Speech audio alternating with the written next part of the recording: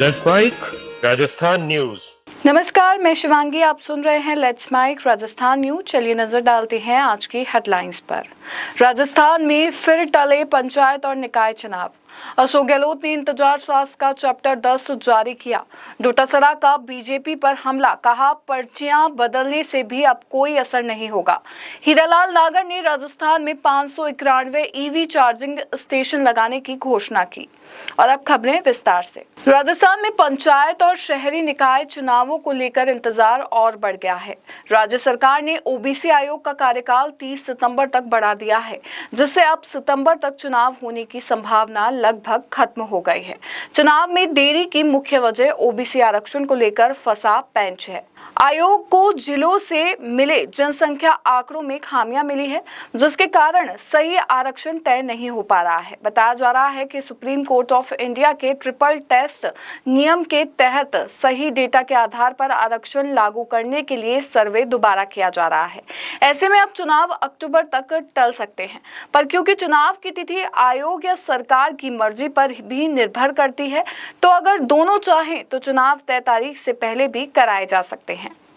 पूर्व सीएम अशोक गहलोत ने इंतजार शास्त्र चैप्टर 10 जारी करते हुए भाजपा सरकार पर गंभीर आरोप लगाए हैं। उन्होंने कहा कि एसएमएस अस्पताल में 50 करोड़ रुपए की लागत से बना हृदय रोग संस्थान पूरी तरह तैयार होने के बावजूद अब तक शुरू नहीं हो पाया है। गहलोत ने सवाल उठाया कि आखिर इस संस्थान का उद्घाटन क्यों नहीं किया जा रहा। उन्होंने आरोप लगाया कि सरकारी स्वास्थ्य सुविधाओं को जानबूझकर रोका जा रहा है, जिससे निजी अस्पतालों को फायदा मिल सके। गोविंद सिंह डोटासरा ने भाजपा सरकार पर तीखा बयान देते हुए कहा कि पर्चियां बदलने से भी अब कोई असर नहीं होगा। उन्होंने दावा किया कि सरकार की उल्टी गिनती शुरू हो चुकी है और उसके पास ज्यादा समय नहीं बचा है। डोटासरा ने कहा कि यह 2.5 साल का खेल है और आने वाले समय में सरकार को बड़ा झटका लगेगा। अब इनकी उल्टी गिनती शुरू हो गई है। कुछ ज्यादा दिन नहीं बचे, आप देख लेना। ये 2.5 साल का खेला है। 2 महीने पहले तो इनकी पूंपी बच जाएगी। समझ रहे हो ना आप?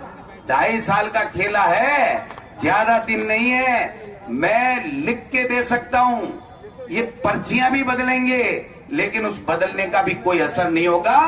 2028 के अंदर राजस्थान के अंदर कांग्रेस की सरकार बनेगी, आपकी सरकार बनेगी, आम कार्यकर्ताओं की, जनता की सरकार बनेगी। राजस्थान के ऊर्जा मंत्री हीरालाल नागर ने प्रधानमंत्री ई ड्राइव योजना के तहत प्रदेश में इलेक्ट्रिक वाहन चार्जिंग इंफ्रास्ट्रक्चर के विस्तार के लिए भारत सरकार द्वारा 81.12 करोड़ रुपए की स्वीकृति दिए जाने का स्वागत किया है। हीरालाल नागर ने बताया कि प्रधानमंत्री ई ड्राइव योजना के तहत भारत सरकार ने राजस्थान में इलेक्ट्रिक वाहन चार्जिंग इंफ्रास्ट्रक्चर के लिए 81.12 करोड़ रुपए मंजूर किए हैं। राज्य में कुल 591 पब्लिक चार्जिंग स्टेशन 262 स्थानों पर स्थापित किए जाएंगे, जिनमें कोटा में 28 नए स्टेशन शामिल हैं। ऊर्जा मंत्री ने कहा कि ये परियोजना ग्रीन एनर्जी को बढ़ावा देगी, बैटरी खत्म होने के डर को कम करेगी और राजस्थान को हरित परिवहन में अग्रणी बनाएगी। 591 चार्जिंग स्टेशन हमें दिए हैं और उसमें से कोटा को 28 चार्जिंग स्टेशन मिलेंगे। इसी तरह से जयपुर को 112, अजमेर को 49 और उदयपुर को 39। तो ये चार्जिंग स्टेशन हमारे राजस्थान में इन स्थानों पर लगेंगे, 262 स्थानों पर, और 591 वहाँ पर चार्जिंग मशीनें लगेंगी, जिसमें 81 करोड़ का बजट केंद्र सरकार ने राजस्थान को दिया है। ये डबल इंजन की सरकार का एक बहुत बड़ा तोहफा है कि राजस्थान में रिन्यूएबल एनर्जी के क्षेत्र में ईवी चार्जिंग स्टेशन लगा करके, और हम आने वाले समय में ईवी को बढ़ावा देने के लिए, जो कि पोल्यूशन फ्री है और इससे पर्यावरण में जिस तरह से ये पर्यावरण को इससे शुद्धि मिलेगी और आने वाले समय में और बेहतर तरीके से इसको सुधारा जाए, इसके लिए केंद्र सरकार से, हमारे मुख्यमंत्री जी के प्रयासों से ये काम माननीय प्रधानमंत्री नरेंद्र जी मोदी जी की डबल इंजन की सरकार की वजह से संभव हो पाया है कि इतनी बड़ी संख्या में राजस्थान में पंचायत और निकाय चुनावों की तारीख में बदलाव को लेकर डोटासरा ने बीजेपी पर आरोप लगाते हुए कहा कि राजस्थान में 1.5 साल से पंचायत और निकाय चुनाव लटके हुए हैं और भाजपा सरकार जनता के अधिकारों का हनन कर रही है। उन्होंने आरोप लगाया कि भाजपा #पर्ची बदलने के डर से चुनावों से भाग रही है और ओबीसी आयोग की रिपोर्ट जानबूझकर रोकी जा रही है। डोटासरा ने कहा कि तीसरी बार आयोग का कार्यकाल 30 सितंबर तक बढ़ाकर चुनाव टालने का बहाना बनाया गया है और बिना चुनाव के स्थानीय शासन पर कब्जा जमाने की कोशिश की जा रही है। धौलपुर में परिवहन विभाग ने विशेष जांच अभियान ऑपरेशन कैच के तहत बकाया टैक्स और नियमों का उल्लंघन करने वाले 27 वाहनों को सीज किया।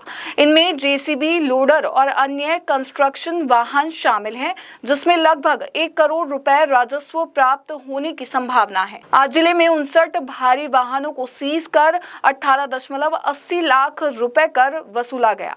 जैसलमेर स्वर्ण नगरी में नशे के खिलाफ जिला पुलिस ने विशेष अभियान तेज किया है।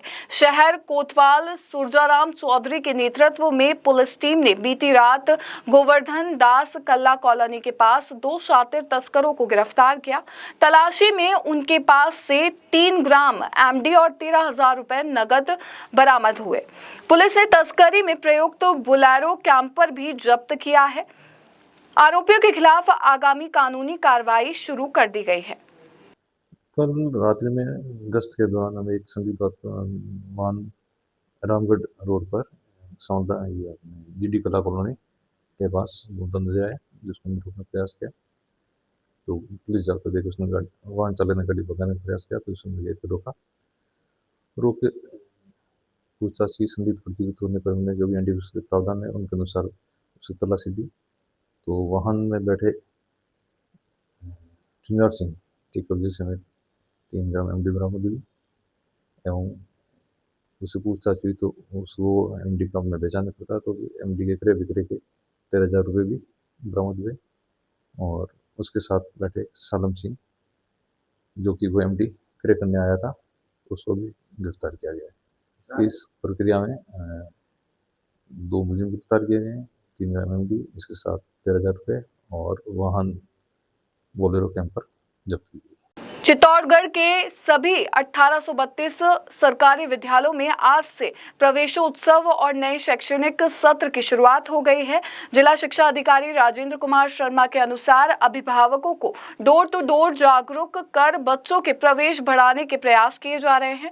सरकारी विद्यालयों में योग्य अध्यापकों और सरकारी योजनाओं की जानकारी को बढ़ावा देने के लिए प्रचार प्रसार भी किया जा रहा है।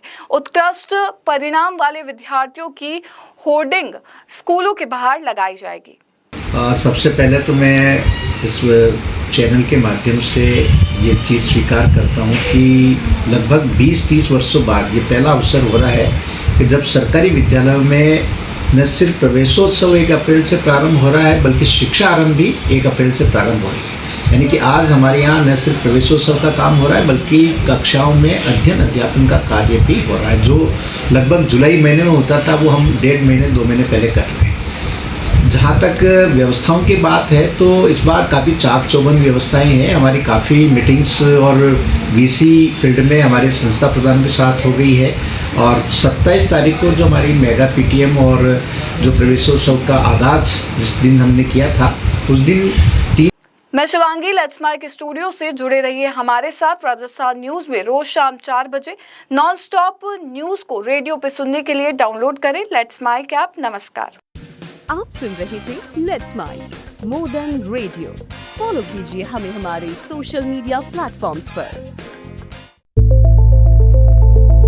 It's time for news. It's time for more than radio. Presenting the first radio news app, Let's Mic. Let's Mic, a news-based app on your phone where you get to watch and listen news, talk shows, interviews, radio show podcasts. On Let's Mic, you get all relevant information of TV, print, radio, podcast, and digital. Let's Mic talks about every segment of life.